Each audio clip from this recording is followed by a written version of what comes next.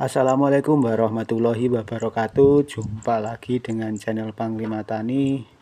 Di kesempatan kali ini akan saya review penggunaan herbisida atau pembasmi rumput atau gulma di tanaman kacang tanah seperti punya saya ini. Terlihat alhamdulillah sangat hijau dan vigor, usia tanaman sekitar 35 HST.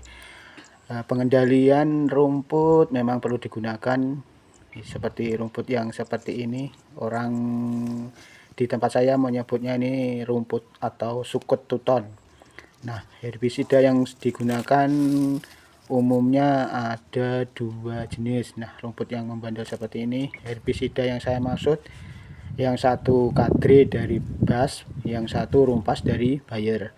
Nah, untuk penggunaannya mana yang lebih tepat atau mana yang lebih manjur, kita akan saya uraikan masing-masing penggunaannya. Untuk Kadri dari Bas itu bisa digunakan ketika tanaman di fase-fase awal, yaitu penggunaannya 5 sebelum atau setelah 5 HST dan satu kali saja untuk penggunaannya, karena kalau sudah melebihi 5 HST itu bisa mengganggu pertumbuhan tanaman utama yaitu kacang merah itu sendiri. Jadi sebelum tumbuh atau berkecambah sebaiknya dilakukan penyepraian Kadri, dan ingat penggunaan Kadri hanya satu kali saja selama penanaman. Kalau diulang-ulang bisa menyebabkan terganggunya tanaman utama yaitu kacang tanah tersebut. Ini hanya satu kali saja, dosisnya sedikit saja.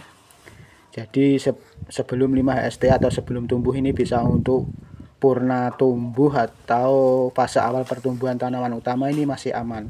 Tapi kalau setelah itu tidak saya sarankan karena bisa mengganggu tanaman utama.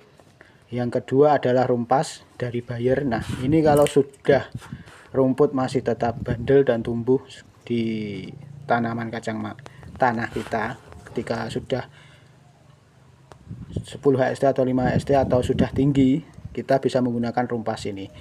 Dan untuk Rumpas ini memang tidak bisa langsung mati kawan. Misalnya pagi dispray, sore langsung mati, ini tidak bisa, karena paling tidak ini 3 hari baru mulai layu dan kemudian tanaman itu mati. Ini lebih aman ini dari Bayer. Dosis per tangkinya untuk 16 liter bisa 25 atau 30 mili.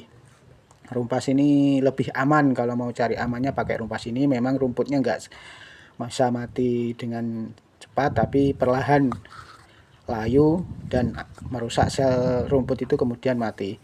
Hanya dibutuhkan kesabaran. Nah, kalau rumput terkendali, sawah kita, lahan kita bersih dari gulma, ya penampakannya seperti ini, subur. Cuman untuk menanggulangi supaya tanaman utama tidak stres karena pengaruh dari penggunaan herbisida, saya sarankan setelah melakukan penyepraian herbisida 2 atau 3 hari setelahnya kita kejar di pupuk daun atau semprot obat daun, bisa berupa Gandasil, Ultradap atau yang lainnya terserah, yang penting kandungan N dan P nya tinggi supaya menanggulangi. Bisa ditambah dengan Ambisen, Atonik atau Lely 2000 zat aktivator penambahnya, karena dikhawatirkan akan sedikit terkontak. Nih, namanya herbisida sedikit banyak pasti ada pengaruhnya di tanaman utama kacang tanah tersebut.